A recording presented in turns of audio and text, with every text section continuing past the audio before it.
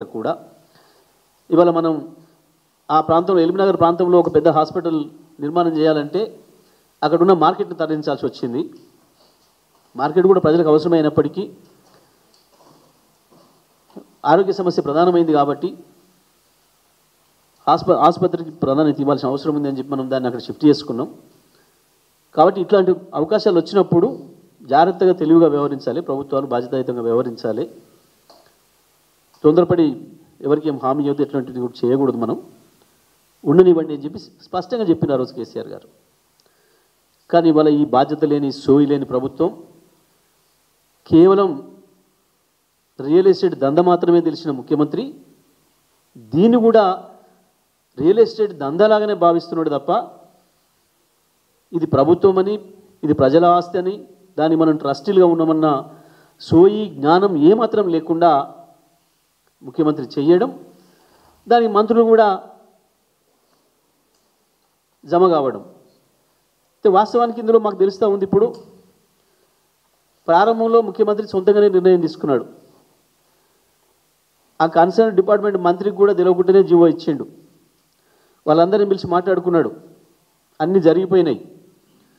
ఇది బయటకు వచ్చిన తర్వాత ఇవాళ తప్పని పరిస్థితులలో కూడా మంత్రులకు కూడా వాటాలు ఏర్పాటు చేసిండు. మంత్రులకు కూడా వాటాలు ఏర్పాటు చేసి నోర్లు మూయించిండు.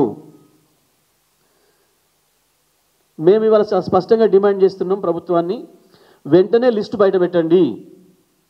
ఏ ఏ పారిశ్రామిక వాడలో ఎవరికి ఎంత భూమి ఇవ్వాలని చెప్పి అనుకున్నారో వాళ్ళ లిస్టు బయట పెట్టండి. కేవలం ఒక 400 మంది బడా పెట్టుబడిదారులు, 40 మంది ముఖ్యమంత్రి మంత్రులు కుటుంబ సభ్యులు బంధుమిత్రుల కొరకు 4 కోట్ల ప్రజలను ముంచుతున్నారు.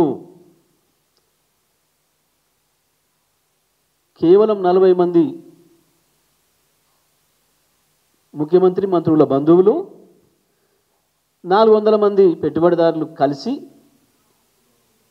5 లక్షల కోట్ల తెలంగాణ ప్రజల ఆస్తిని, 4 కోట్ల తెలంగాణ ప్రజల ఆస్తిని పంచుకోవడానికి తెరదీసిన కుట్ర ఈ హిల్ట్ పాలసీ. మేము డిమాండ్ చేస్తూ ఉన్నాం పార్టీగా, వెంటనే మొత్తం లిస్టు బయట పెట్టండి, ప్రజల ముందు పెట్టండి. ఎవరెవరు లబ్ధిదారులు దీంట్లో